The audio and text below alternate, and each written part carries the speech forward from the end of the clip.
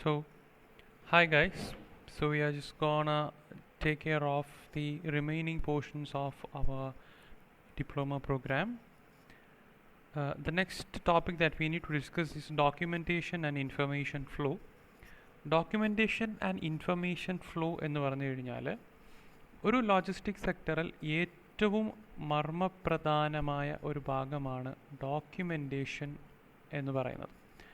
നമ്മുടെ വെഹിക്കിൾ നമുക്ക് ഡ്രൈവ് ചെയ്യണമെങ്കിൽ നമ്മുടെ കയ്യിൽ ലൈസൻസ് എത്രമാത്രം നിർബന്ധമാണോ അതുപോലെ documents are very much important in the field of logistics, loading and unloading process, shipping process, exporting importing process, customs, ഇങ്ങനെയുള്ള പല മേഖലകളിലും നമുക്ക് ഡോക്യുമെൻറ്റേഷൻ ആണ് ഏറ്റവും പ്രാധാന്യമായിട്ട് വരുന്നത്. അപ്പോൾ പലതരം ഡോക്യുമെൻറ്റ്സ് ഉണ്ട് നമുക്ക് ഈ ലോജിസ്റ്റിക് സെക്ടറിൽ.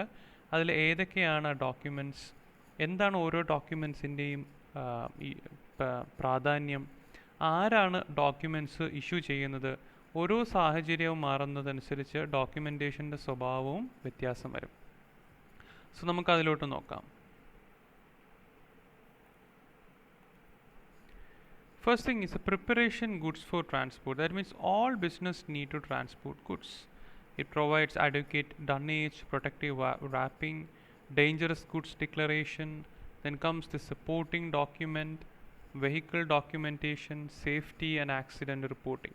അതായത് ഏത് തരം ബിസിനസ് ആയിക്കോട്ടെ നമുക്ക് ഗുഡ്സ് ട്രാൻസ്പോർട്ട് ചെയ്യുക എന്ന് പറയുന്നത് വളരെ അത്യാവശ്യമായ ഒരു കാര്യമാണ്. നമ്മളതിൽ റാപ്പിംഗ്, അതായത് നല്ല പാക്കിംഗ് ഉണ്ടാവും, നല്ല കവറിങ് ഉണ്ടാവും. ദെൻ ഡേഞ്ചറസ് ഗുഡ്സ് ആണെങ്കിൽ അതിൽ ഡേഞ്ചറസ് ഗുഡ്സ് ഡിക്ലറേഷൻ ഉറപ്പ് വരുത്തണം. ഫോർ എക്സാമ്പിൾ ഇപ്പോൾ എക്സ്പ്ലോസീവ്സ് ആണ്, അല്ലെങ്കിൽ ഓയിലാണ്, കെറോസിനാണ്, ഡീസലാണ്, പെട്രോളാണ് എന്നുണ്ടെങ്കിൽ നമ്മളതിൽ മെൻഷൻ ചെയ്തിരിക്കണം this is A dangerous goods or inflammable എന്നുള്ളത്. ഇപ്പോൾ നമ്മുടെ ടാങ്കർ ലോറീസൊക്കെ പോകുമ്പോൾ നിങ്ങളതിൽ ശ്രദ്ധിച്ചിട്ടുണ്ടെങ്കിൽ നിങ്ങൾക്ക് മനസ്സിലാവും ഇൻഫ്ലെയിമബിൾ ആയിട്ടുള്ള ഗുഡ്സിനെ നിങ്ങൾക്ക് തിരിച്ചറിയാനും അത് കൈകാര്യം ചെയ്യേണ്ട രീതികൾ എങ്ങനെയാണ് എന്നുള്ളതും അതിൽ രേഖപ്പെടുത്തിയിരിക്കണം. ഇനി ഈ പറയുന്നത് പോലെ ഏറ്റവും പ്രധാനപ്പെട്ട ഒന്നാണ് documentation. Vehicle documentation, safety and accident reporting. Vehicle documentation എന്ന് പറഞ്ഞു കഴിഞ്ഞാൽ ആ വെഹിക്കിളുമായി ബന്ധപ്പെട്ടിട്ടുള്ള എല്ലാ ഡോക്യുമെൻറ്റ്സുമാണ് ഏറ്റവും ആദ്യം നമ്മളൊരു ലോജിസ്റ്റിക്സിൽ കണക്കാക്കുന്നത്. ഉദാഹരണം, എനിക്കൊരു പ്രോഡക്റ്റ് ഇവിടെ നിന്നും ചെന്നൈയിലോട്ട്, for example from Kerala to Chennai I need to transport a good, then first thing that I need to check is whether the driver of that particular vehicle have a valid license. Next thing, whether the vehicle have the permit to transport my goods to one place to another. Then third thing is whether the vehicle is fit enough to transport my goods to one place to another. വെഹിക്കിളിൻ്റെ ഡ്രൈവറിന് licence ഉണ്ടോ, വെഹിക്കിളിൻ്റെ ഡ്രൈവറിന് വെഹിക്കിളിന് പ്രോപ്പറായിട്ടുള്ള documents ഉണ്ടോ, vehicle ഫിറ്റാണോ എന്നുള്ളത് ഞാൻ ആദ്യം ഉറപ്പുവരുത്തണം. അതിനുശേഷമാണ് ഞാൻ എൻ്റെ റിയൽ ലോജിസ്റ്റിക്സ് ഡോക്യുമെൻറ്റേഷനിലോട്ട് പോവുക. Then the most important documentation എന്ന് പറയുന്ന ഒന്നാണ് ഷിപ്മെൻറ്റ് അഡ്വൈസ്. നിങ്ങളെപ്പോഴും ഓർത്ത് വെച്ചിരിക്കുക, നമ്മൾ ഈ ഒരു മൊഡ്യൂളിൽ, നമ്മുടെ ഈ ഒരു പ്രോഗ്രാമിൽ നമ്മൾ ഉദ്ദേശിക്കുന്നത് എല്ലാ വാചകങ്ങളും ലോജിസ്റ്റിക്സുമായി ബന്ധപ്പെട്ടിട്ടുള്ള ഓൾമോസ്റ്റ് ഒരു 50% വേർഡ്സ് എങ്കിലും നിങ്ങൾ മനസ്സിലാക്കിയിരിക്കണം എന്നുള്ളതാണ്. ദെൻ ഷിപ്മെൻറ്റ് അഡ്വൈസ് ആണ് അതിൽ ഒന്ന്. Once shipping of products done, seller need to send the shipping details to buyer. അപ്പോൾ shipping of products done means when the loading of the products is done, seller, അതായത് for example if you are selling a goods to another person, നിങ്ങൾ ഒരാൾക്ക് സാധനങ്ങൾ കയറ്റി അയക്കുകയാണ്, you are just exporting some products to another country. അപ്പോൾ നിങ്ങൾ എന്ത് ചെയ്യണം, ബയറിന്, for example you are sending the products to Japan, so your buyer will be in Japan, right? So you need to send a document to the buyer. എപ്പോൾ നമ്മുടെ product അവിടെ എത്തും എന്ന് ബയറിനെ അറിയിച്ചു കൊണ്ടുള്ള ഒരു ഡോക്യുമെൻ്റ് സെൻഡ് ചെയ്യണം. So that is simply called shipment advice.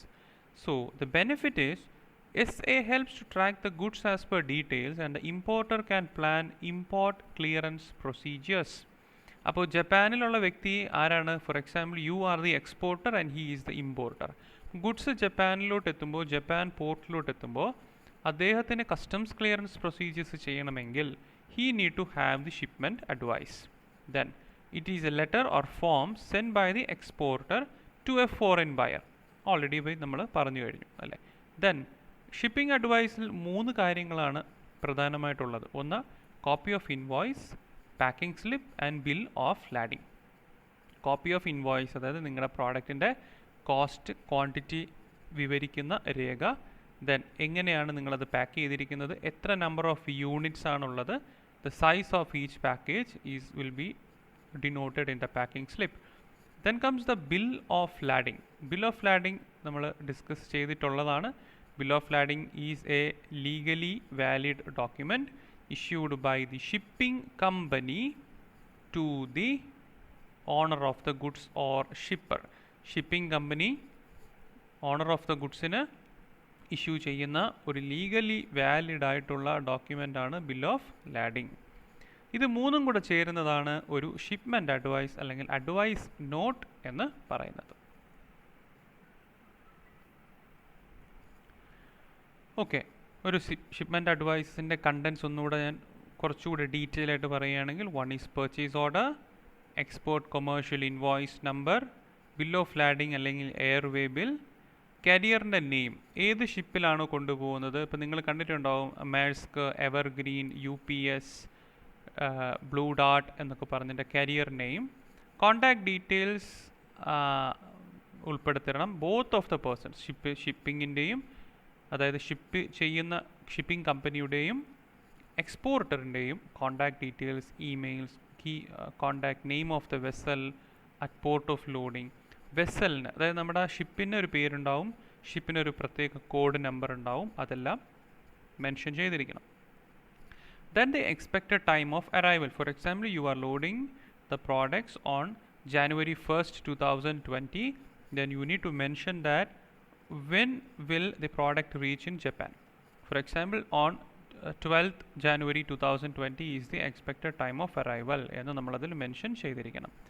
Then the transshipment details. If you are unloading the products in some other ports rather than the destination, നിങ്ങൾക്ക് ജപ്പാനിലാണ് കൊണ്ടുപോകേണ്ടത്, ബട്ട് പോകുന്ന വഴിക്ക് നിങ്ങളത് എവിടെയെങ്കിലും അൺലോഡ് ചെയ്തിട്ട് പിന്നെ ലോഡ് ചെയ്യുന്നുണ്ടെങ്കിൽ അതിൻ്റെ ഡീറ്റെയിൽസ് ഉൾപ്പെടുത്തണം. ഇല്ല, മറിച്ച് നിങ്ങളുടെ ഈ ഷിപ്പിൽ നിന്നും മറ്റൊരു ഷിപ്പിലോട്ട് ഇത് ട്രാൻസ്ഫർ ചെയ്തിട്ടാണ് ജപ്പാനിലോട്ട് പോകുന്നതെങ്കിൽ അത് രേഖപ്പെടുത്തിയിരിക്കണം. അതിനെയാണ് നമ്മൾ ട്രാൻസ്ഷിപ്മെൻറ്റ് എന്ന് പറയാം.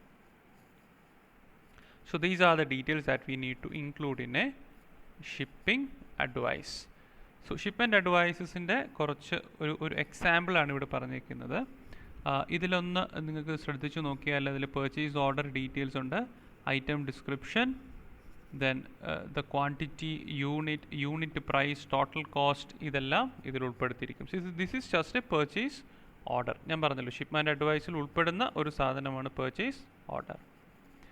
Then comes bill of lading. ഞാൻ പറഞ്ഞു a legally valid document.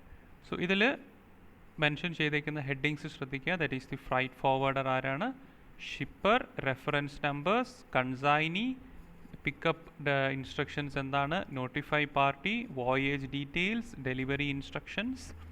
Then green സെക്ഷനിൽ കാണിച്ചിരിക്കുന്നത് നോക്കാം, എങ്ങനെയാണ് ഇത് റിലീസ് ചെയ്യുക, any legal clauses, freight charges എത്രയാണ്, അതായത് എത്ര എമൗണ്ട് ആണ് കൊടുക്കുന്നത് എന്നുള്ള കാര്യം. Then particulars furnished by the shipper. Shipper എന്ന് പറഞ്ഞാൽ owner of the goods.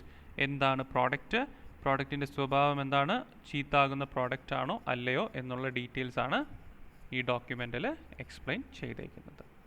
So these all about the shipment advice.